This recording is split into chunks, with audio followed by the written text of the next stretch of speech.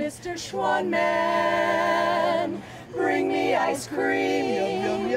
Double Dutch chocolate or strawberry cream. Raspberry rum or French vanilla. Mr. Schwanman, you're my luscious fella. Schwanman, I like your stuff. There are those days I can't get enough. This is the 37th annual Sisters Outdoor Quilt Show. It's the largest outdoor quilt show in the world, and we have people who come here from all over the world, and we have quilts from all over the world. There'll probably be, I'd say 10 to 12,000 people here today, and we have over 1,400 quilts on exhibit. This year we have a special project. It's called the Quilt for Two Rivers Project. It's a commissioned work, a 40-foot panel, 40-foot long set of 17 quilt panels. That set of quilt panels is called Two Rivers, Three Sisters. It supports the project called A Tale of Two Rivers, which is enhancing, restoring, and protecting the watersheds of the Metolius and the Waichus River. So we've engaged the fiber artists of Central Oregon to interpret those waterways in their own unique style, and it's just a stunning work of art. In addition, we have 4 panels that depict the waterfalls of Waichus Creek, and those are all on display in our gallery at Clearwater here, and then they'll travel for up to a year all over the Pacific Northwest. Mr. Schwanman, bring me, please, please, please, Mr. Schwanman, bring me ice cream. My favorite thing about this was that Ann Richardson of the Sisters Quilt Show and Donna Rice invited a number of quilters to make a section of the river. And the only criteria was your river had to come in at one place and go out at another, and that half your river had to be a specific fabric. So we were all free to interpret the river in whatever way we wanted, in whatever style we wanted.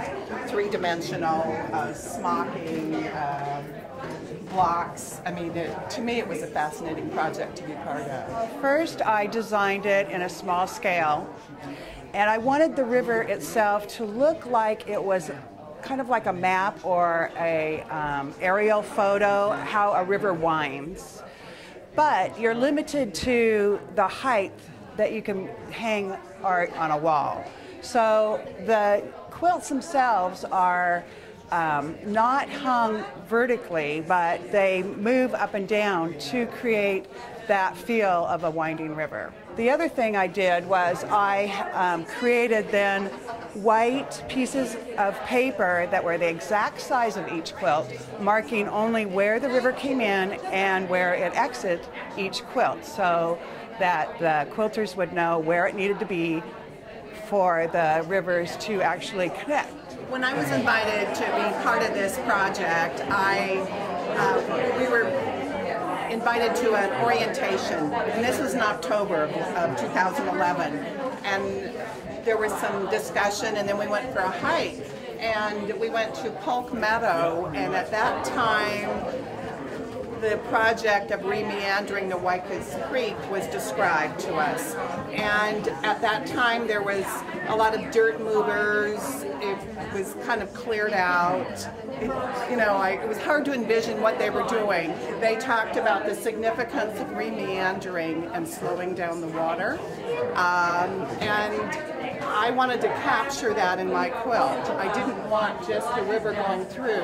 I wanted to show what the Deschutes Land Trust was doing with moving all the dirt, adding all the plants, logs, rocks, and it was all to slow down the water for wildlife. So I have a few logs, a few rocks, and they're meander to provide habitat for fish, those glides and pools that fish like and do well in. The entire installation is available. It is 17 quilts. The funds would go to the National Forest Foundation and the quilters, and the donation amount would be $20,000.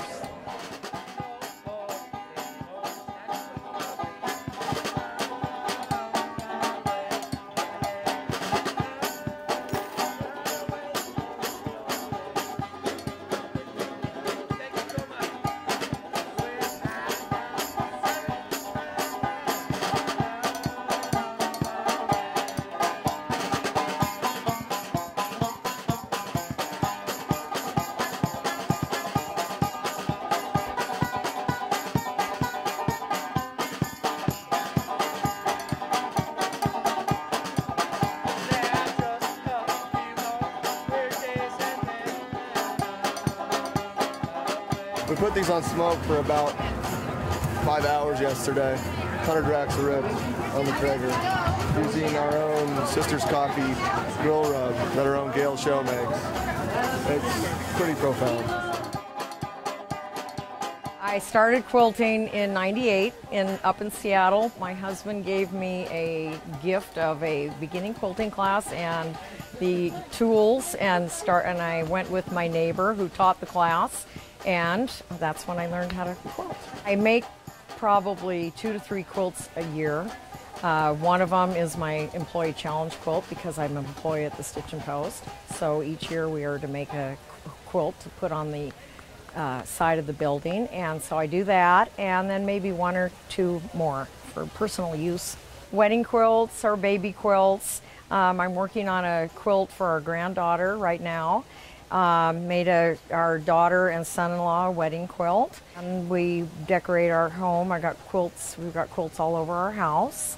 My style's changed so much in the 14 years. I started out following patterns, making traditional blocks and traditional quilts, and then again, since I work at the store and am constantly inspired by taking classes and all the fabric and talking to all the people, I've kind of progressed along to making more art quilts now. I like a lot of color. I think that's what most people think about my quilts. They're really colorful. I'm so blown away by being honored to be the feature quilter this year. Last year at Quilt Show, I was working behind the till at the store, and Ann came up and said, we want you to be quilter next year, and I just was so totally stunned and shocked because there's so many qualified and talented ladies in Central Oregon who are way more qualified than I am, and so I was very honored, totally honored, and very surprised.